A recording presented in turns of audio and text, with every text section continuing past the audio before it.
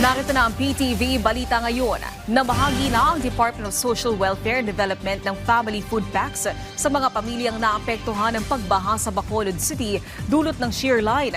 Mahigit 300 pamilya na ang naabutan ng tulong ng kagawaran mula sa 24 na barangay na apektado ng matinding pagbaha. Ang agarang pagtugon ay alinsunod sa direktiba ni Pangulong Ferdinand R. Marcos Jr. na tiyaking sapat ang tulong na ibinibigay para sa mga pamilya sa ilalim ng buong bansa handa program.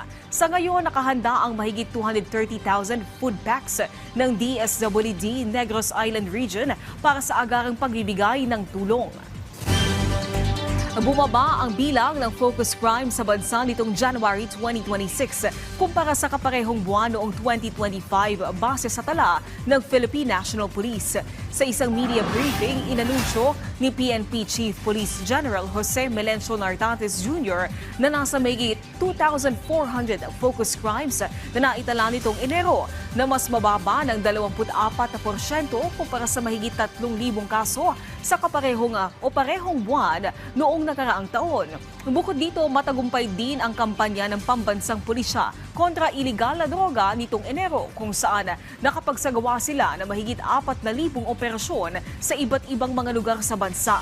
Ayon sa hepe, resulta ito ng pagsusumikap ng PNP na makapaghatid ng serbisyong mabilis, tapat at nararamdaman sa mga komunidad sa ilalim ng administrasyon ni Pangulong Ferdinand R. Marcos Jr.